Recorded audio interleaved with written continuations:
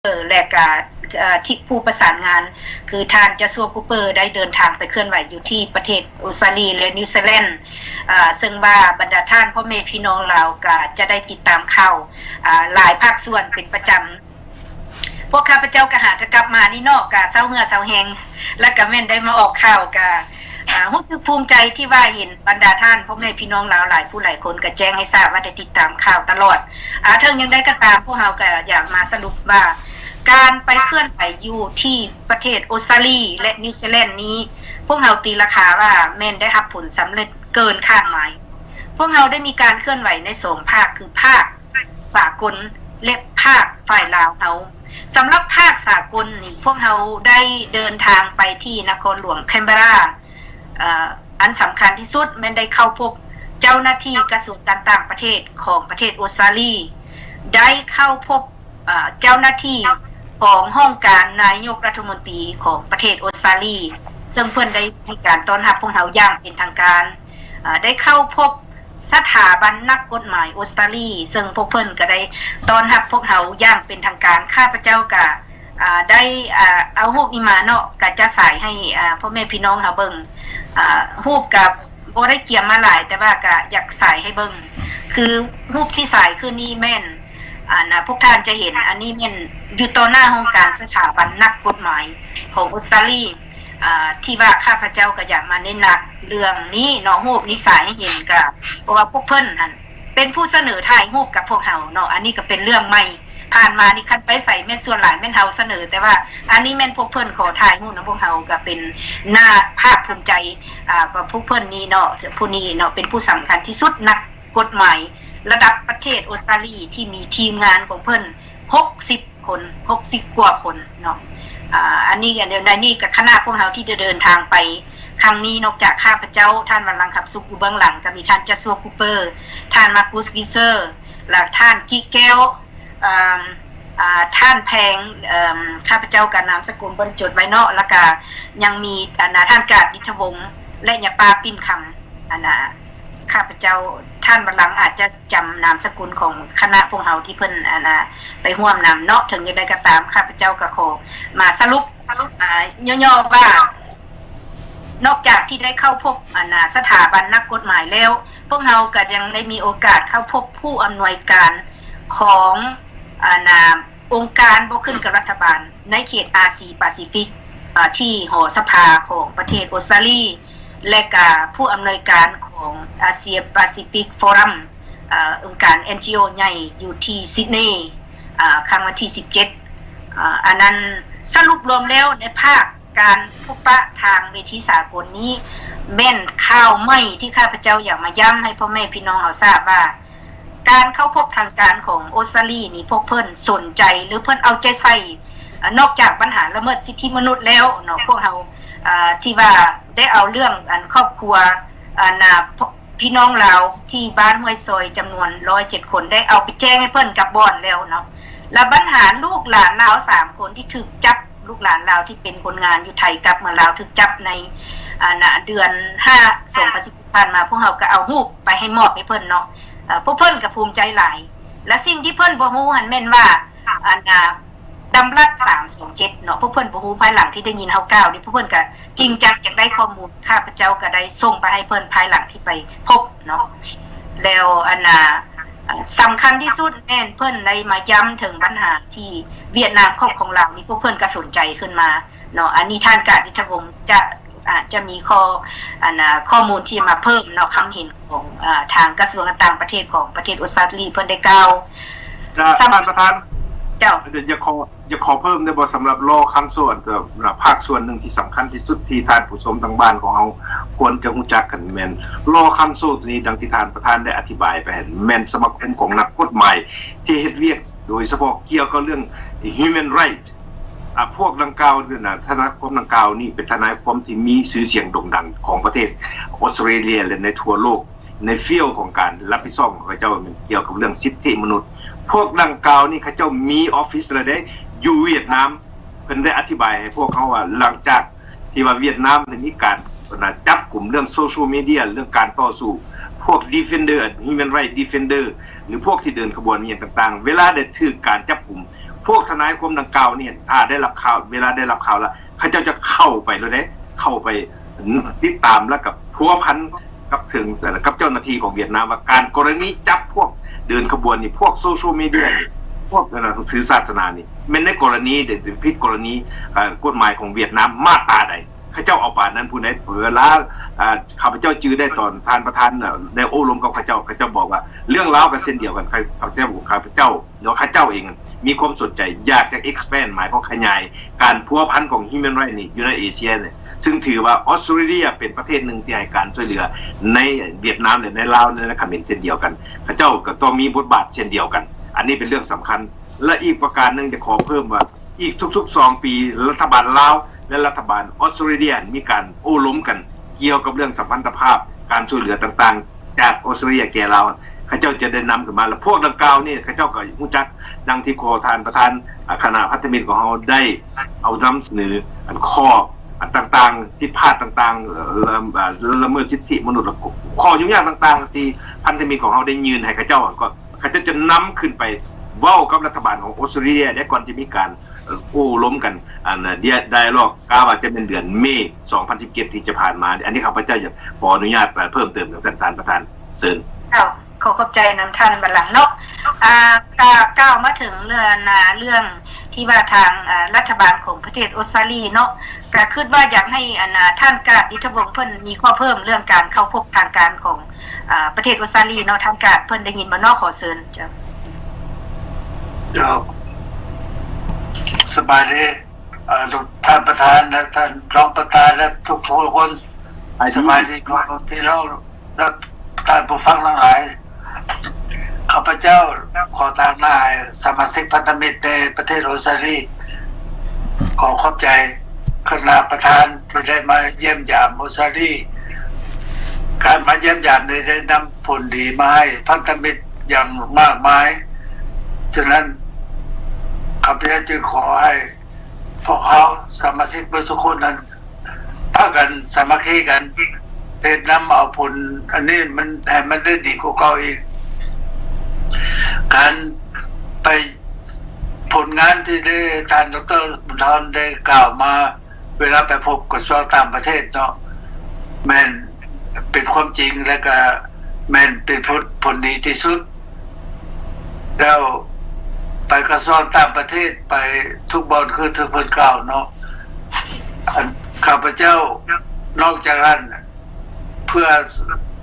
ยั่งยืนว่าเวียดนามนี่มาควบคุมลาวแท้ข้าพเจ้าเองในปี1972หลังจากเซ็นสัญญาไว้ก่อนเซ็นสัญญาด้วยกันเนาะได้ขออนุญาตนำกันท่านผู้เป็นประเสริฐศรีประเสริฐที่เป็นรัฐมนตรีต่างประเทศลาวของลาวแดงเนาะขอเมื่อเยี่ยมยามบ้านอยู่ตะแกรงเวลาไปฮอดปากกระดิ่งแล้วข้าเจ้าเห็นด้วยตาข้าพเจ้าเองเห็น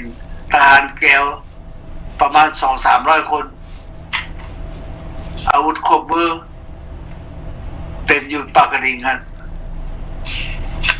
แล้วก็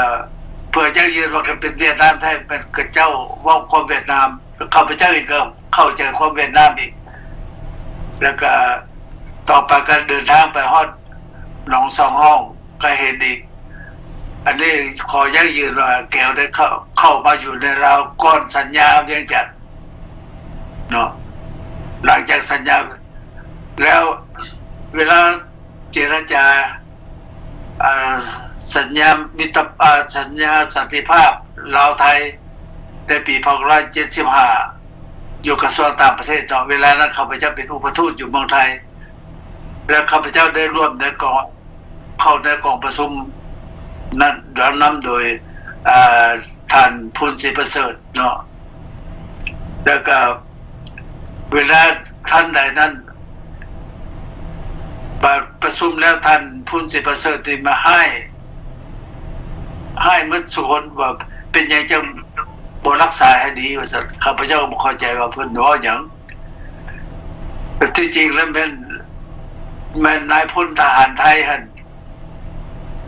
เอาแท็กซี่ ไปฮอดอันทางบ้านทางนาล่องแล้ว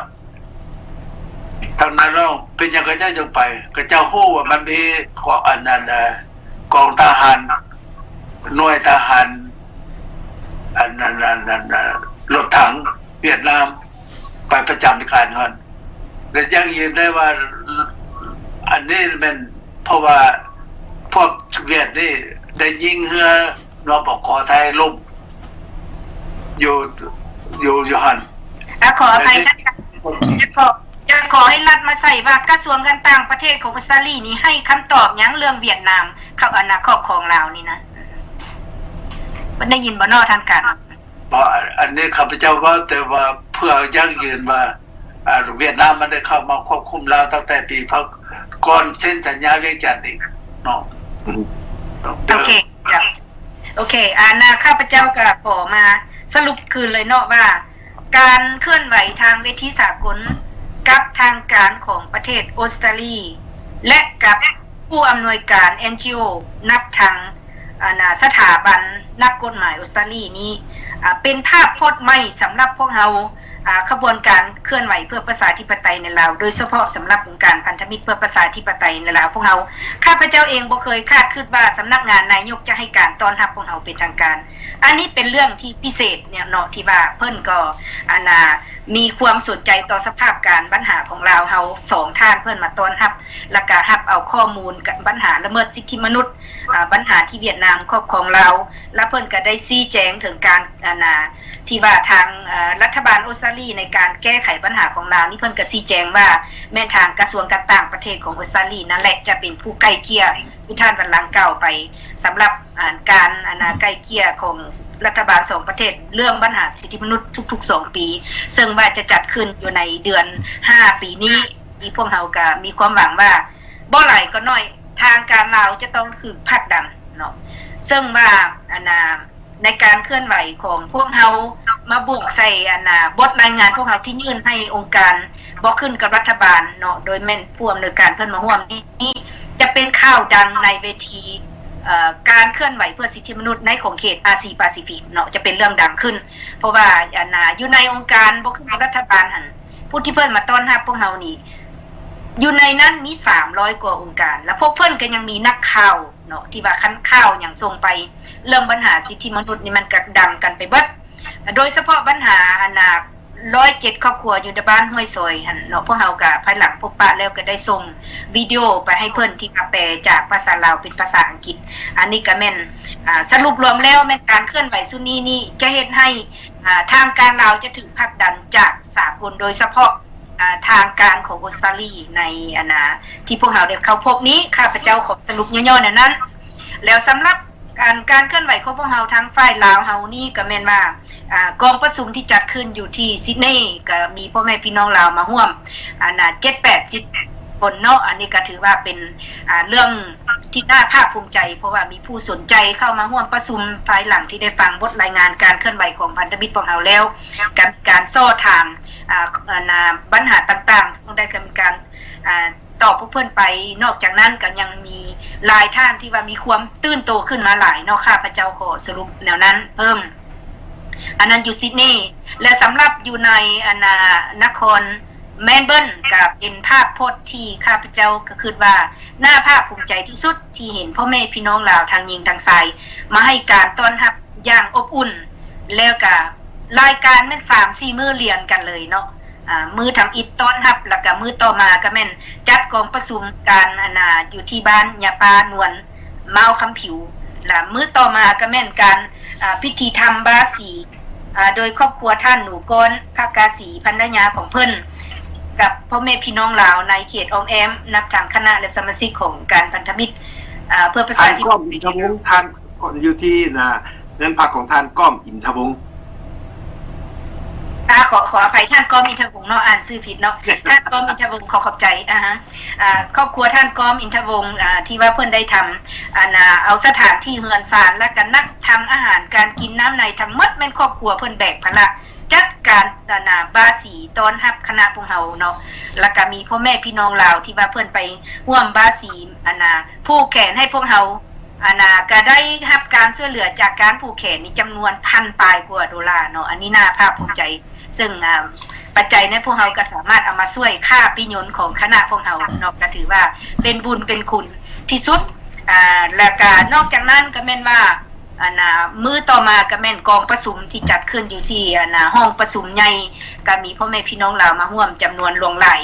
ซึ่งว่าพวกเพิ่นก็ได้รับฟังบทรายงานการเคลื่อนไหวของพันธมิตรพวกเราแล้วก็คำถามข้อสนใจข้อเสนอต่างๆสรุปรวมแล้วเนาะการไปเคลื่อนไหวอยู่ออสเตรเลียครั้งนี้แม่นว่าเห็นภาพพจน์พ่อแม่พี่น้องลาวทางหญิงทางชายมีความตื่นตัวหลายไปเห็นหน้าผู้ใดก็ว่าโอ้ดีใจหลายได้เห็นแต่อยู่ใน YouTube ว่าซั่นมาเห็นหน้าตัวจริงนี่ดีใจหลายโอ้ข้าพเจ้าก็จนตื่นไปแจโลกใดก็ได้ยินผู้ใดแล่นเข้ามาหากับเว้าแบบนั้นถือว่าข่าวที่พวกเราออกทุกมือนี่เฮ็ดอยู่ในทีวีพันธมิตรเฮาจะแม่น Facebook YouTube ทางใดก็ตามเนาะแม่นพ่อแม่พี่น้องลาวเฮานี่ติดตามทุกแจโลกข้าพเจ้าขอยังยืนเนาะพวกเฮาพากันท่านประธานขออนุญาตเพิ่มเติมได้บ่ก่อนพวกก่อนคณะพันธมิตรเพื่อประชาธิปไตยในลาวนี่จะเดินทางไปประเทศฮอดประเทศออสเตรเลียทางเจ้าภาพจะมีทางการยุทธวงศ์คณะนำพาคณะจะตั้งการต้อนรับนี่ได้ส่งคำเสื้อเชิญออกไปยังประชาคมของชาวลาวอยู่ที่ออสเตรเลียในกรุงอยู่ที่ซิดนีย์และเมลเบิร์นเมื่อปรากฏที่ว่ามีข่าวออกไปถึงชุมชนแล้วทางฝ่ายสถานทูตของสปป.ลาวพยายามวิ่งเต้นอย่างสุดขีดสกัดกั้นความสนใจของมหาชนจะให้เข้าเป็นร่วมกองประชุมเพราะว่าเพิ่นได้เฮ็ดเป็นรายการพิเศษส่งไปได้เสื้อเชิญอย่างกว้างขวางการไปเคลื่อนไหวของพันธมิตรการเยี่ยมยามของคณะพันธมิตรเพื่อประชาธิปไตยแต่นี่โดยเฉพาะเป็นสถานทูตเลยลงลึกเขาหาได้สังคมมันบอกว่าถ้าผู้ใดไปร่วมในกองประชุมนี่จะถูกถ่ายรูปและทานผู้ชมทางบ้านเลยความชั่วซ่าของเขาเขาความอันนี้แหละแผนการของเขาอยากสกัดกันอันนั้นในลักษณะนึงอีกอยู่ในระยะไม่เนี่ยตอนที่พวกเขาไปเยี่ยมยามไปเคลื่อนไหวอยู่ในประเทศออสเตรเลียบ่ให้ประชาชนไปร่วมในกองประชุมถ้าแปลว่าคนคูว่าจะถ่ายรูปถ้าผู้ใดเมืองลาวจะถูกอันนั้นจะมีก่อนจะถือสิ่งซ้อมแล้วก็จะถือติดตามหรือจะบ่อาจจะบ่ให้ความสะดวกอันนี้เป็นความจริงบางพวกกันท่านประธานกับคุณจักเช่นเดียวกันเวลากองประชุมมันเรียบร้อยแล้วเรื่องการค่าใช้จ่ายเนี่ยต่างๆเป็นการลักออกการแปลว่าการสนับสนุนเนาะท่านประธานการเก็บค่าปัจจัยเนี่ยต่างๆมันลักกันก็มีแต่ว่าจะสู้ออกซื้อเขาน้อยเด้ออันนี้ซอยอยากสุดขีดแต่ว่าบ่อยากมีซื้อเพราะว่าย่านเมืองลาวบ่ได้อันนี้มันระบบธาตุแท้สันดานของระบบเผด็จการเขาเฮ็ดนี่เขาบ่เป็นเฮ็ดอยู่ตั้งแต่ออสเตรเลียเขาเฮ็ดทุกบอนที่บ่ได้มีจุดอ่อนที่บ่ได้มีการเคลื่อนไหวของพันธมิตรประชาธิปไตยซึ่งมาแฮงที่สุดในปัจจุบันนี้ประชาชนกำลังตื่นตัวกำลังเข้าใจในนโยบายและทิศทางของพันธมิตรประชาธิปไตยเขาอันตัวนี้ล่ะข้าพเจ้าจะคอยอยากเว้าให้ท่านผู้ชมทางบ้านให้เข้าใจให้มีสติระวังตัวตั้งอยู่ในลักษณะที่ว่าความยุติธรรมตามใดที่ว่าระบบเผด็จการนี่บ่เพพังพวกเขาจะบ่ได้ยุติการต่อสู้การเคลื่อนไหวนี่อย่าขอเพิ่มท่านประธานนั่นซั่นอันนี้เป็นหนึ่งในตัวอย่างของระบบเผด็จการที่พยายามสกัดกั้นการเคลื่อนไหวของพันธมิตรเพื่อประชาธิปไตยข้าพเจ้าอยากบอกจังซั่นขอเชิญท่านประธานต่อเจ้าข้าพเจ้าอยากมาเพิ่มอยู่บนว่าขอย่องยอสรรเสริญทีมงานเฮ็ดข่าวทีวีของพันธมิตรพวกเราได้ผ่านมาถึงปัจจุบันอันนี้ก็ย่องยอสรรเสริญท่านแสงจิตไลกับผู้หนึ่งเนาะเพิ่นก็เป็นพิธีกรนั่งอยู่นี่ว่าพวกเราเคลื่อนไหวมานี่นะ 3-4 ปีอยู่ในทีวีนี่นะพวกเราบ่เฮ็ดทีมบ่ได้เฮ็ดทีมเฮ็ดเสียเฮ็ดเมื่อยเด้อ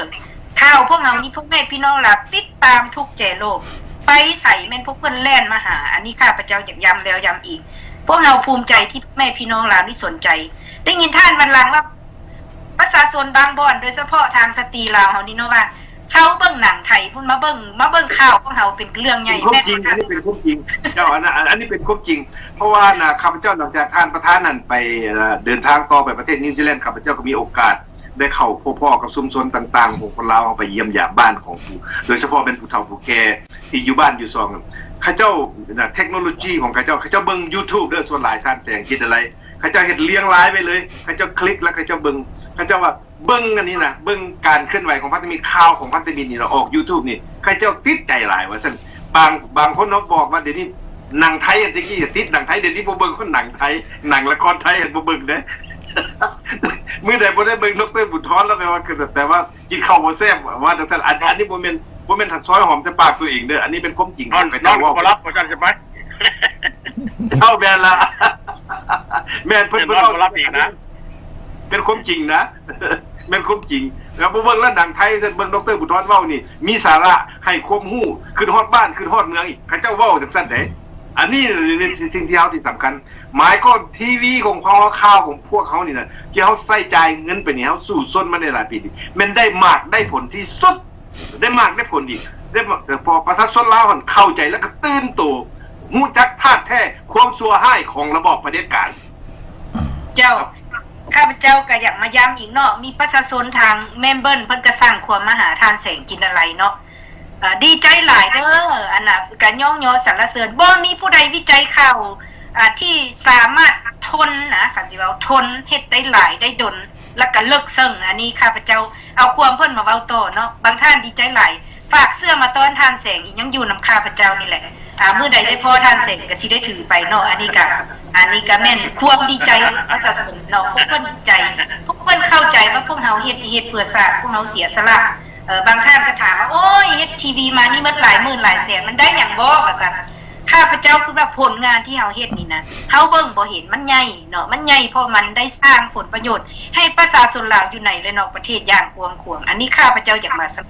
อันนี้บ่แม่นพวกเฮาเว้าซอยหอมใส่ปากตัวเองบ่แม่นแต่เฮาเว้าความจริงเนาะข้อมูลข่าวที่เฮ็ดไปนี่มันได้สร้างความรู้ความเข้าใจแก่ประชาชนลาวเฮาในทั่วโลกอย่างกว้างขวางข้อมูลที่พวกเฮาเฮ็ดนี่บ่แม่นข้อมูลปลอมบ่ได้มาแอบอ้างหยังมัดแม่นล้วนแล้วแต่แม่นความจริงที่มีผลประโยชน์ให้แก่ขบวนการต่อสู้เพื่อผลักดันให้เกิดการเปลี่ยนแปลงในลาวให้มีประชาธิปไตยและให้มีความเป็นเอกราชอันนั้นแม่นสภาพแม่นเบิ้ลเนาะกลับขึ้นมาซิดนีย์เนาะข้าพเจ้ากันในโอกาสนี้ก็ขอแสดงขอบอกขอบใจน้ำท่านกาดดิษฐวงศ์คณะของเพิ่นภรรยาของเพิ่นพ่อแม่พี่น้องลาวเขตซิดนีย์ที่ได้ให้การต้อนรับพวกเฮานอกคาบเข้าแรงของมื้อวันที่18เนาะที่บ้านท่านกะดิษฐวงศ์ก็มีคณะสมาชิกผู้สนใจมากัน 5-60 กว่าท่านที่มาร่วมนี่ก็ปรากฏว่าเป็นการที่ว่าบ่เพียงแต่ว่ารับประทานอาหารร่วมกันแต่เป็นการสร้างความเข้าอกเข้าใจความสมัครตื่นตัวในการเคลื่อนไหวของพันธมิตรดีข้าพเจ้าก็มีโอกาสได้สัมภาษณ์กับบอนเลยเนาะสัมภาษณ์ข่าวต่างๆบ่ได้ครบเด้อเพราะว่ามันเดิกหลายบางท่านเพิ่นก็ฟ้าวเมื่อก่อนแต่ว่าได้จำนวนบ่ฮอด1/5เนาะในการสัมภาษณ์เนาะบ่เหลือนั้นน่ะพวกเพิ่นเมื่อก่อนหั่นการยังแสดงถึงความเอาใจใส่ของพวกเพิ่นต่อสภาพการของลาวเฮา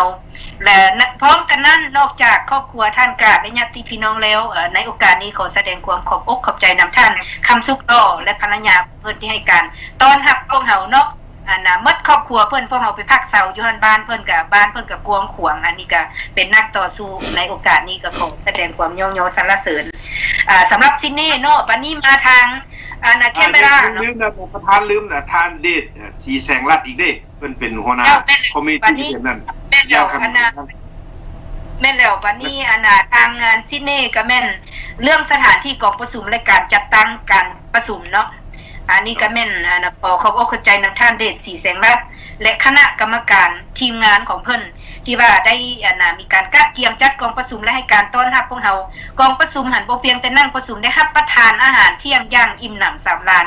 มีญาติพี่น้องลาวเฮากันมาอย่างมากหน้าหลายตาถามข่าวทุกคนสนใจเรื่องปัญหาของลาวเฮา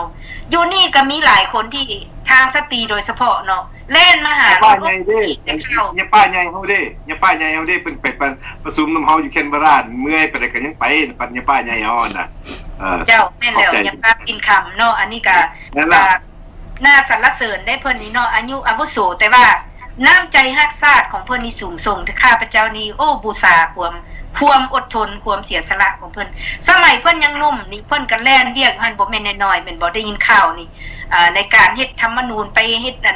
สมาคมวัดจนตั้งวัดขึ้นได้ไปขอสถานที่บ่แล่นนักเรียนหนังสือจนได้ก็แม่นเพิ่นผู้นึงแหละเป็นผู้สำคัญที่วิ่งเต้นเนาะแต่ว่ามาฮอดเคลื่อนไหวมาฮอดปัจจุบันก็ยังไปนำเฮาตลอดได้เนาะอันนี้น่าสรรเสริญคือสายลูกขึ้นเบิ่งแล้วนึงก็ขอขอบอกขอบใจนำเพิ่นคือกันบัดนี้กลับคืนมาบัดนี้มาเว้าทางแคมเบราข้าพเจ้าก็อยากฝากความขอบอกขอบใจทีมงานของเพิ่นแคมเบราเนาะมีท่านเพ็งศักดิ์สดีเนาะท่านกิ๊กแก้วสาพิลมท่านจันวันประเสริฐเนาะทั้ง3ท่านนี้ปัจจุบันได้ถูกแต่งตั้งเป็นคณะนำพาของพันธมิตรพวกเราประจำแคนเบราเนาะแล้วพวกเพิ่นนั้นได้มีความเสียสละอันสูงส่งเนาะต้อนรับพวกเราช่วย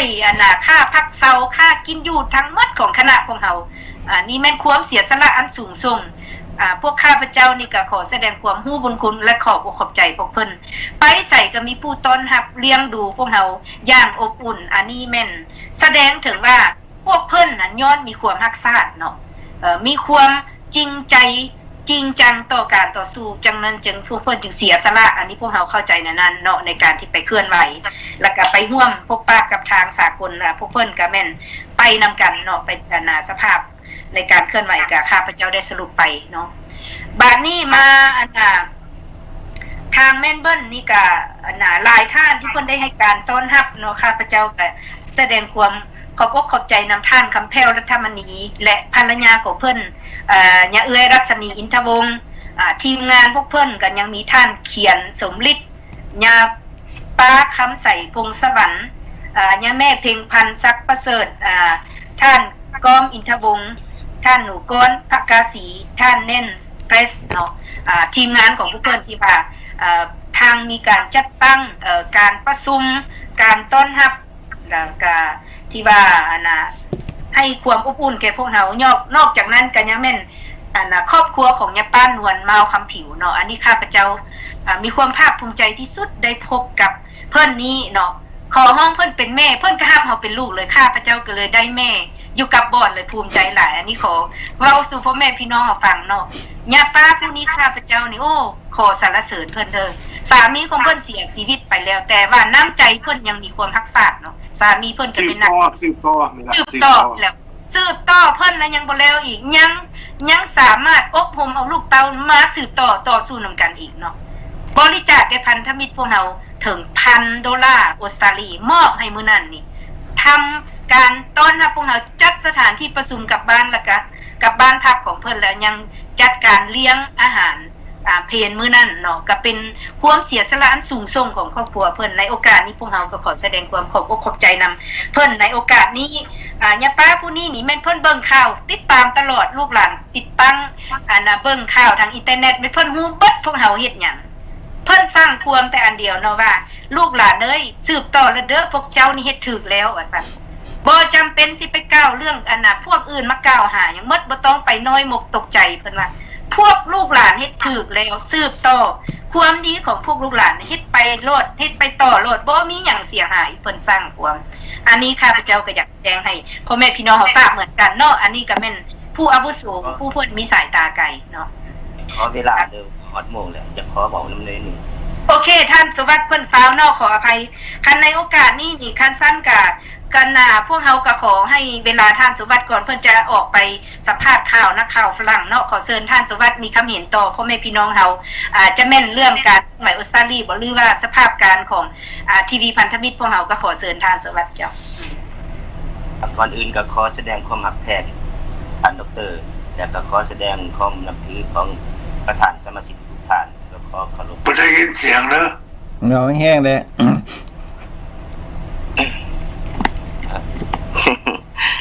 โอเคดีก่อนอื่นก็ขอแสดงความได้ยินว่าเนาะได้ยินแล้วได้ยินดีก่อนอื่นก็ขอแสดงความรักแพทย์และนับถือท่านดร.บุญธรจตารวงศ์ประธานขององค์การพันธมิตรเพื่อประชาธิปไตยในลาวและขอแสดงความนับถือคณะประธานทั่วโลกเนาะพร้อมด้วยท่านแสงจิตไลผู้ดำเนินรายการของทีวีของพวกเราอาเดียนประจำนั้นแคลิฟอร์เนียเนาะพร้อมด้วยสมาชิกทุกท่านที่รอรับฟังอยู่ในขณะนี้เพราะว่าข้าพเจ้าเองในนาม สวัสดิ์ทงสวัสดิ์ผู้รับผิดชอบอยู่ประธานอยู่ประเทศฝรั่งเศสเนาะที่มาออกความคิดเห็นในมื้อนี้ก็เพราะว่าสภาพการมันก็มีการอันเองติงหรือว่าการบ่นี่ในภายในของพวกเฮาแต่ว่าข้าพเจ้าเองก็สิบ่ขอกล่าวแล้วเพราะว่าทุกสิ่งทุกอย่างสิมอบไปทางคณะประธานทุกประเทศเพิ่นสิให้รายละเอียดข้าพเจ้าเองก็ได้อธิบายให้